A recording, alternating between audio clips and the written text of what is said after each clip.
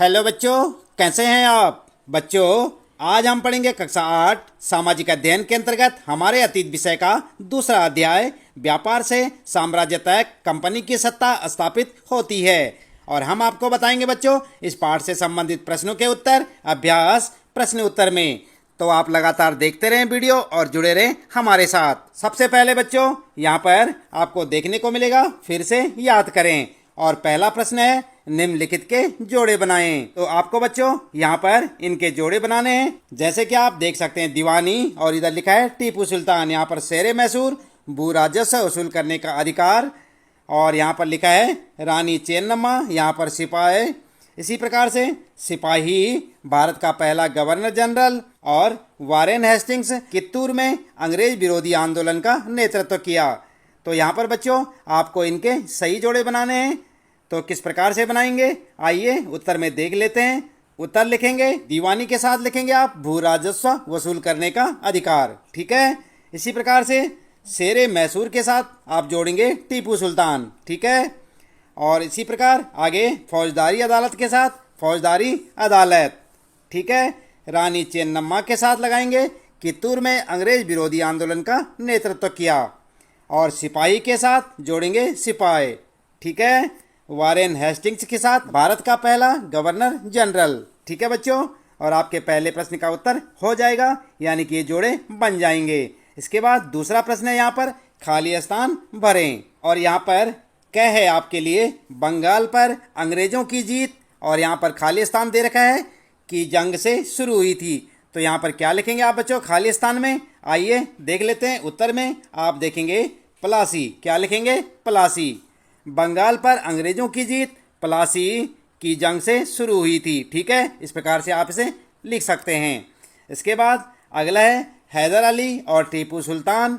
यहाँ पर फिर खाली स्थान दे रखा है के शासक थे। तो कहाँ के शासक थे बच्चों, यहाँ पर लिखेंगे मैसूर, ठीक है। और अगला है तीसरा डलहौजी ने, यहाँ पर खाली स्थान है का सिद्धांत लागू किया। तो किसका सिद्धांत लागू किया, विलय का, ठीक है। यहाँ पर लिखेंगे विलय का सिद्धांत।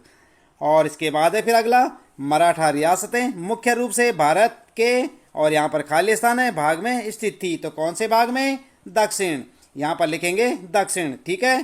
देख रहे ना आप उत्तर में, यहाँ पर लिखेंगे दक्षिण भाग में स्थित थी। और आपके प्रश्न का उत्तर हो जाएगा। इसके बाद बच्चों तीसरा प्रश्न है यहाँ पर सही या गलत बताएं। तो यहाँ पर आपको सही गलत बताना है बच्चों। क्या है मुगल साम्राज्य 18वीं सदी में मजबूत होता गया। तो सही है या गलत, आप लिखेंगे गलत, ठीक है। इसके बाद एक है English east India company Bharat के साथ व्यापार करने वाली एकमात्र यूरोपीय कंपनी थी। सही या गलत है बच्चों, उत्तर में आप लिख सकते हैं गलत। इसके बाद है अगला महाराजा रणजीत सिंह पंजाब के राजा थे। तो सही या गलत बच्चों, उत्तर में लिखेंगे सही।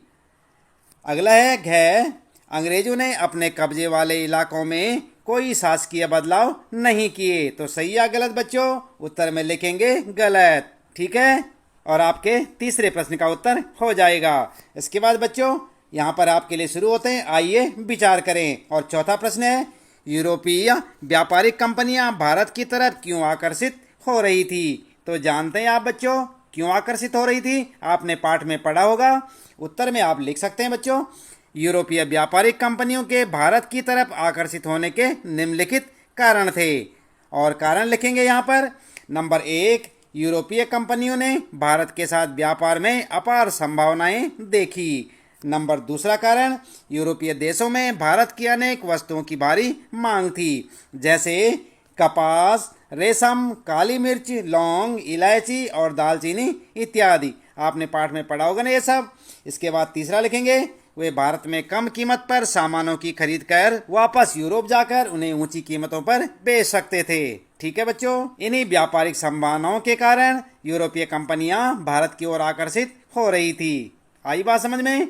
इसके बाद पांचवा प्रश्न है बंगाल के नवाबों और ईस्ट इंडिया कंपनी के बीच किन बातों पर विवाद थे।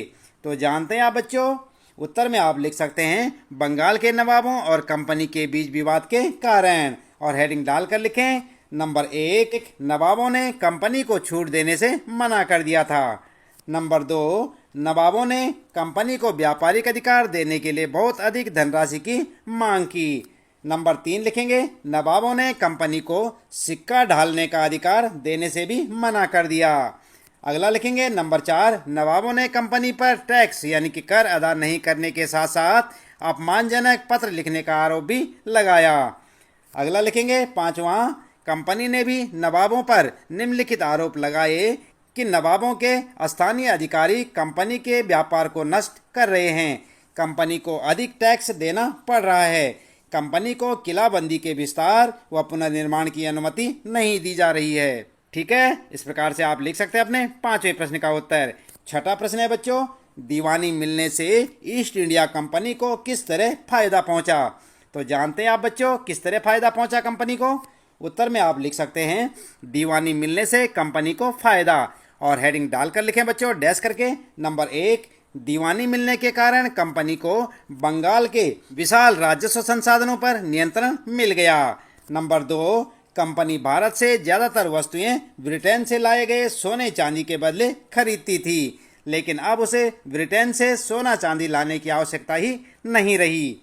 तीसरा लिखेंगे, अब कंपनी भारत से होने वाले लाभ से अपने खर्च चला सकती थी, जैसे सूती रेशमी कपड़ा खरीदना, अपनी सेना के खर्चे की पूर्ति करना और कलकत्ता में किले और दफ्तरों के निर्माण का खर्चा उठाना इत्यादि। ठीक है, और फिर आता है आपका 7वां प्रश्न है बच्चों, east India company Tipu Sultan को खतरा क्यों मानती थी। तो आपने पढ़ा था ना पाठ में टीपू सुल्तान के बारे में, तो क्यों खतरा मानती थी बच्चों कंपनी इसको।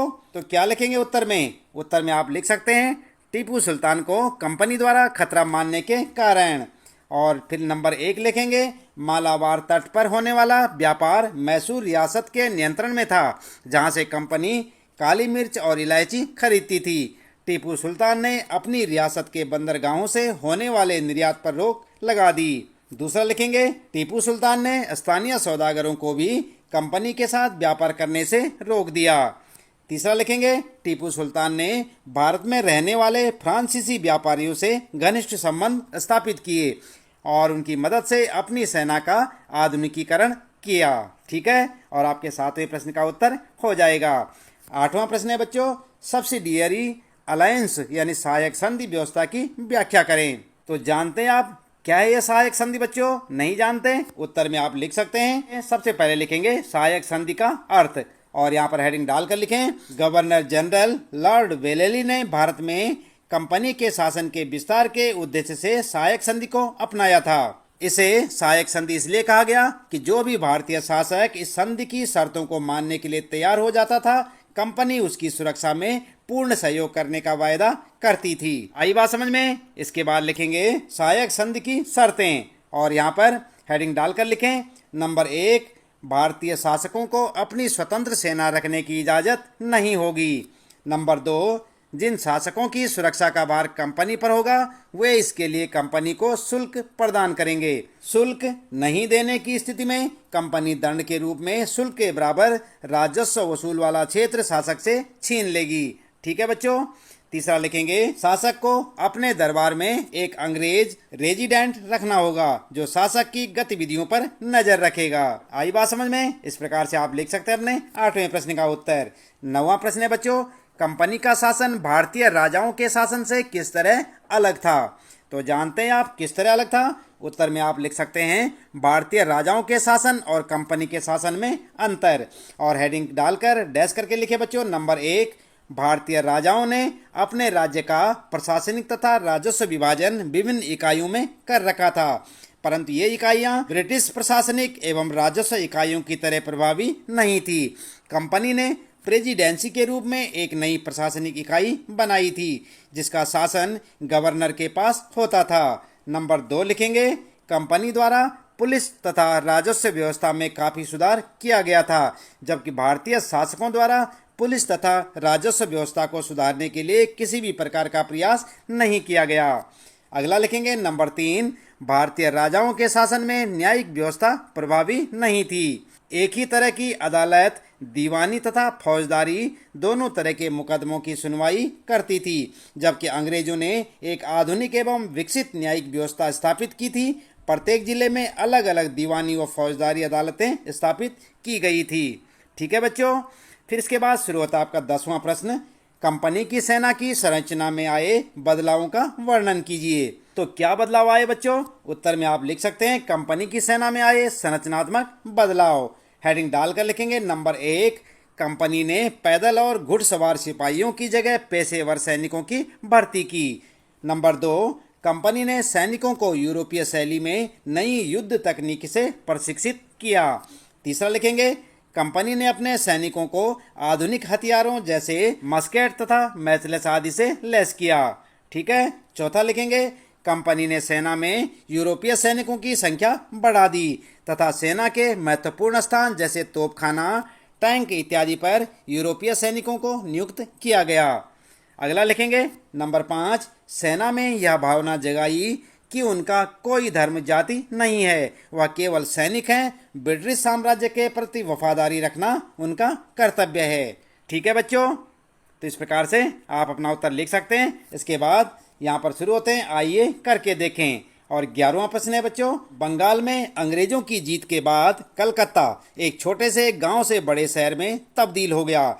औपनिवेशिक काल के दौरान शहर के यूरोपीय और भारतीय निवासियों की संस्कृति, शिल्प और जीवन के बारे में पता लगाएं।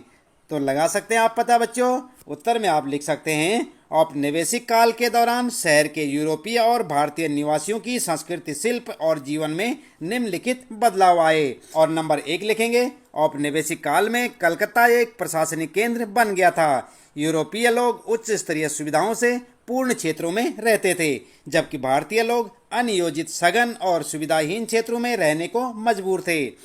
दूसरा लिखेंगे कलकत्ता का विकास भारत के प्रमुख सांस्कृतिक रंगमंच केंद्र के रूप में हुआ था। नाटक, सामूहिक रंगमंच, भारतीय शास्त्रीय संगीत, धार्मिक तथा सांस्कृतिक उत्सवों आदि में लोग उत्साहपूर्वक भाग लेते थे।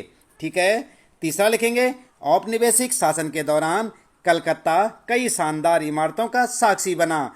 इसमें मिस्री, रोमन, प्राच्य तथा भारतीय मुस्लिम कलाकृतियों का उपयोग किया गया।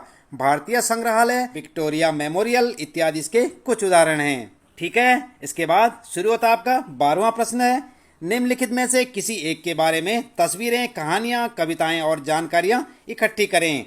झांसी की रानी, महादेव जी सिंधिया, हैदर अली, महाराजा रणजीत सिंह, लॉर्ड डलहौजी या आपके इलाके का कोई पुराना शासक। तो आपने इनमें से किसी एक के बारे में लिखना है बच्चों। तो क्या लिखेंगे? उत्तर में आप लिख सकते हैं, चाहे तो आप अपने हिसाब से लिखें और चाहे ऐसे लिखें। यहाँ पर आपको बता रहे हैं महाराजा रणजीत सिंह के बारे में। तो सबसे पहले आप लिखेंगे महाराजा रणजीत सिंह और हेडिंग डालकर लिखें महाराजा रणजीत सिंह का जन्म पंजाब के राज परिवार में हुआ था। उन्हें 1801 में पंजाब का महाराजा घोषित किया गया। वे एक महान शासक थे। उन्होंने अपनी प्रजा को अभिव्यक्ति एवं उपासना की स्वतंत्रता दे रखी थी। उन्होंने सभी धर्मों का सदैव सम्मान किया। ठीक है बच्चों, इस प्रकार से आप लिख सकते हैं महाराजा रणजीत सिंह के बारे में। तो बच्चों, इस प्रश्न के साथ ही इस पाठ से संबंधित प्रश्नों के उत्तर यहाँ पर समाप्त होते हैं। उम्मीद है कि आपको अच्छे से समझ आए होंगे। हर रोज इसी प्रकार कक्षा 8 सामाजिक अध्ययन के सभी विषयों के सभी पाठों के प्रश्न उत्तर जानने के लिए आप लगातार देखते रहें वीडियो, जुड़े रहें हमारे साथ। और यदि आप चैनल में पहली बार आए हैं तो चैनल को सब्सक्राइब अवश्य कर दें, बेल आइकन भी दबा दें बच्चों, ताकि आपको आने वाली प्रत्येक पाठ की वीडियो की नोटिफिकेशन मिलती रहे। मिलते हैं अगली वीडियो में नए पाठ के कुछ नए प्रश्न उत्तरों के साथ।